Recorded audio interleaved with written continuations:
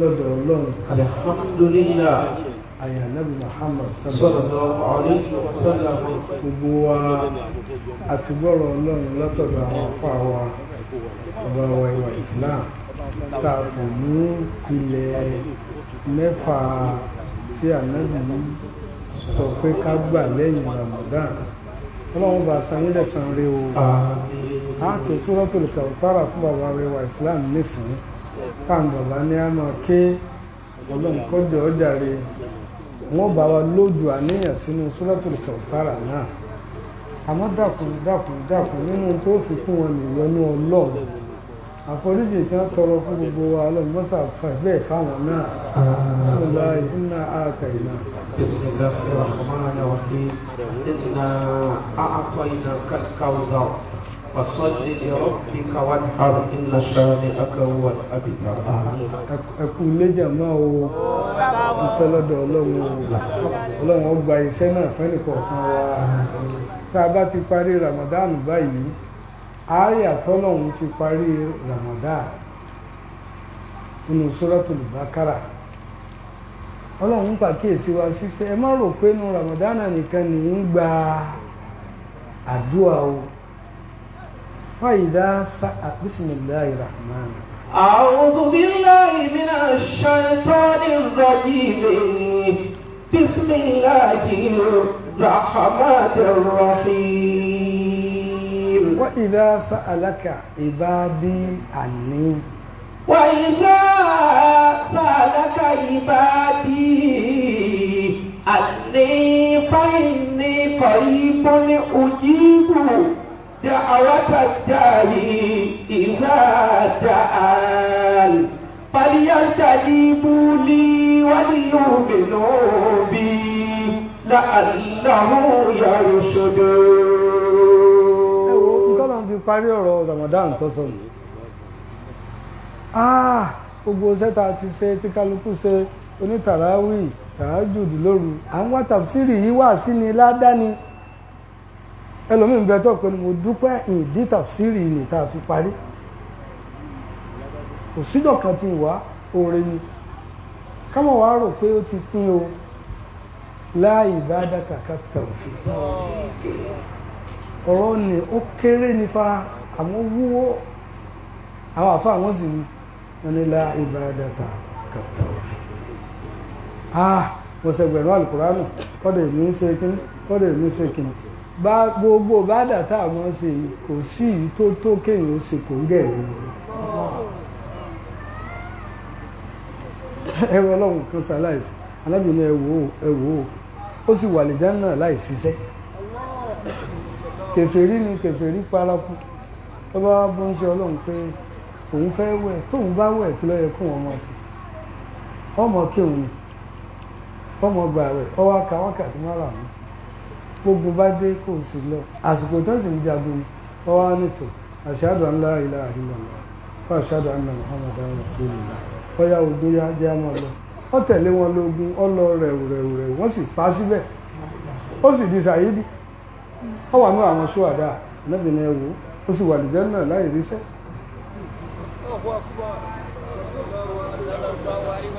táwọn bàbá ń kọ́ wa ń bí nì wọ́n ń kọ́ wa pé la ibadata kat-tawfiq òní pí àtọ̀tọ̀rà rẹ̀ òní pí àṣìgbẹ́ni tí ń tàn wí pé bá parí Ramadan rí anábì sọ fún wọn kí wọ́n rò pé lẹ̀kùn àforíjì mi lẹ̀kùn àánú mi ti tì وإذا سألك عبادي أني فإني قريب أجيب دعوة الداعي إذا دعان. iná ló mú àwọn bàbá gbé Sittu-Shawal kalẹ̀ kábọ̀ sí wàásù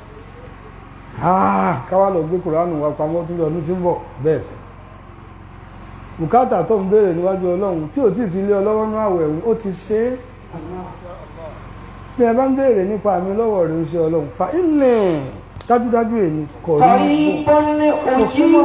mo súnmọ́ èèyàn pẹ́kípẹ́kí أجيب دعوة الداعي إذا دعان. èmi máa dáyàn lóhùn àmọ́ wá fi ó ní ìdáadáa ni tó bá ti pè mí ìdáhùn ni ò ní jẹ́ ojú òdò òpèsè bọ́lọ̀ rí mi ó sì máa ń tọ́tọ́ sí mi bẹ́ẹ̀ ni ó rí fìrìónà ó sì rí Musa lẹ̀ díẹ̀ ló kù kápá fìrìónà ó ká Musa ṣé bí wọ́n ló sì rán mi ó ní òun ò fi mí lẹ̀ nígbà mo wá rán ṣe bí kèfèrí tèmi ni tá a bá ti wá bẹ̀ bí wọ́n ṣe ní àmọ́ bẹ́ẹ̀ yìí àwa la ní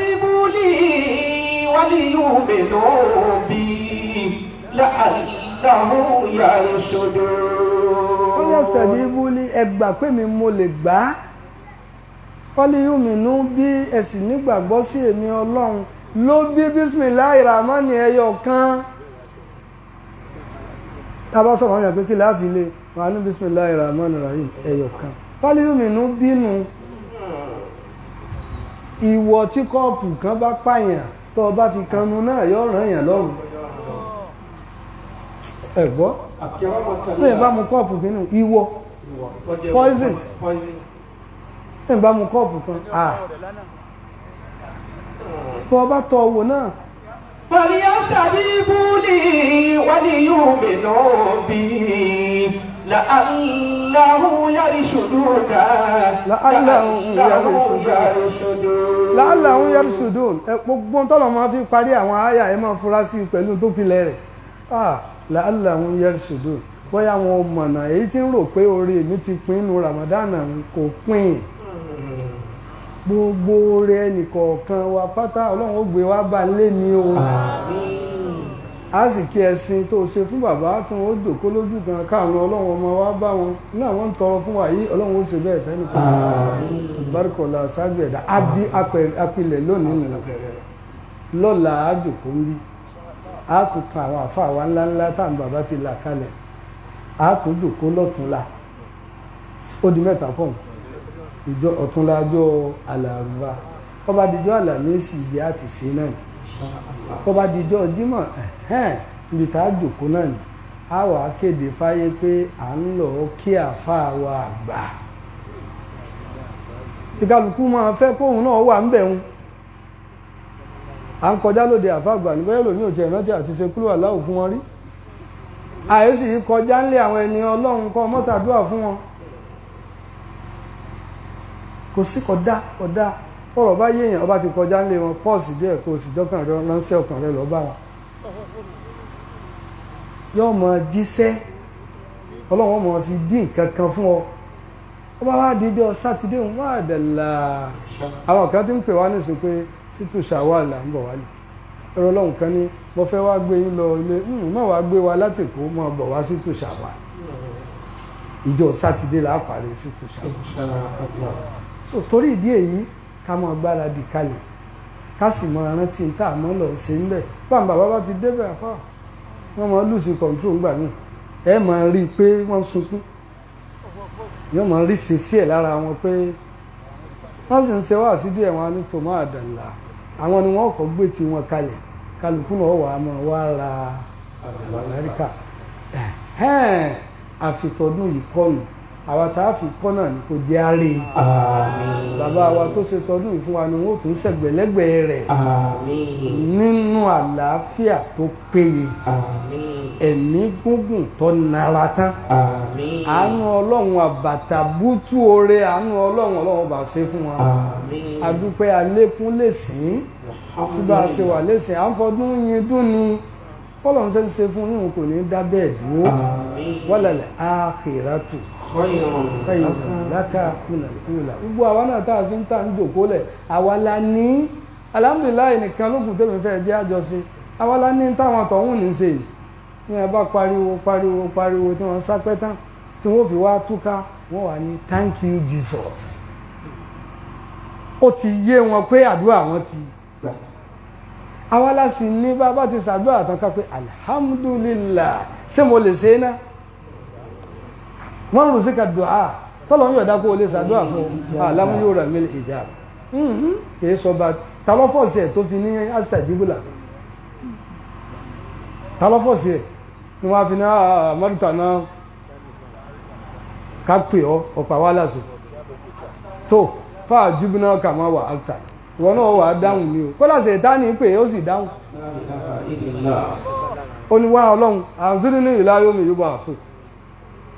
gbogbo ń tọ́ ọlọ́run sọ fún mi tó ló ṣe fún mi yìí mo ti gbà sẹ́mi kù mọ́jú òun ò kú títí ìjọ gbèǹde ọlọ́run ní mo gbà tóró oníṣẹ́ lọ́dọ̀ mi torí ìdí èyí alhamdulillahi rabbil alamin sáà tí ẹ̀ sọ kalẹ̀ Ramadan àìmọye èso ló ti bọ́ọ̀lẹ̀ látòkè àìmọye òjò ló ti rọ̀ tílẹ̀ ti gbé mi ó sì sẹ́wà kù wá tútò kó ti bàbá ń Sittu-Shawal àwa náà ló jájọ parí rẹ̀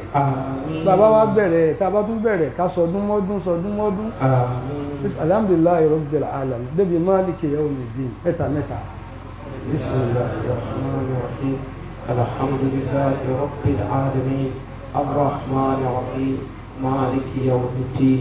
alhamdulillahi rabbil alamin arrahmanir rahim مالك يوم الدين الحمد لله رب العالمين الرحمن الرحيم مالك يوم الدين. àwọn tá ń bẹ láyé tí wọ́n ń gbọ́rọ̀ bí bàbá ṣe jókòó yìí pọ̀ jà wá tá a jókòó yìí lọ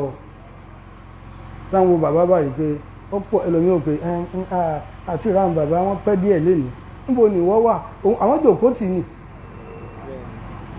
àwọn bàbá tètè bẹ̀rẹ̀ wá sí lónìí agbádùn rẹ̀ bí wọ́n bá ti ń ṣe é tán ni wọ́n sì máa pè pé gbogbo bí tí kálukú ti ń tà ń fura sí pé ẹ̀ ń gbọ́ ìjòkó Àlàjí àgbà àlùbáríkà bàbá ọmọ ọ̀ràn yín bí ẹ wà yóò ràn yín yọ̀ràn àwa náà àmín.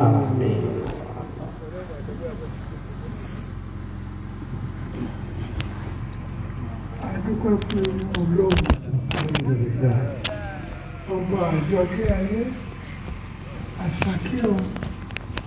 kàwákúnú àwọn àṣàkẹ́ adúpẹ́ fún àwọn àfáà wa international mission wọ́n ní kí wọ́n gbé máikrófóònù fún mi kí n sọ̀rọ̀ mo ní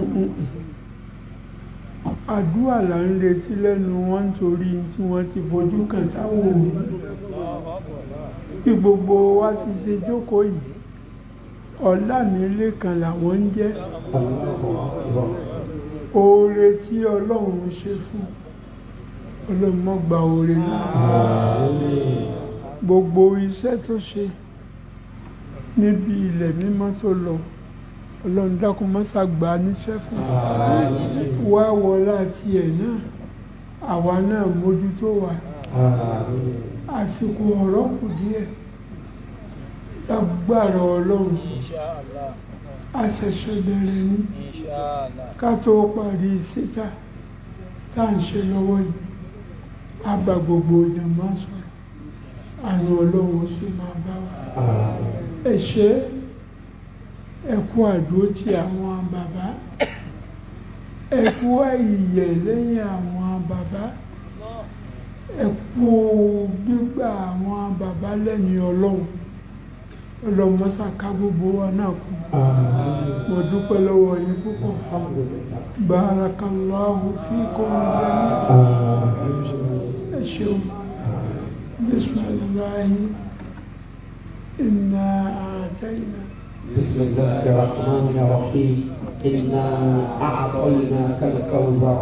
fasalli li rabbika wanhar inna shani'aka huwal abtar. Àmín. Oníwàásí wa tó yí nígbà tí mo dé ó ní tí mo bá sọ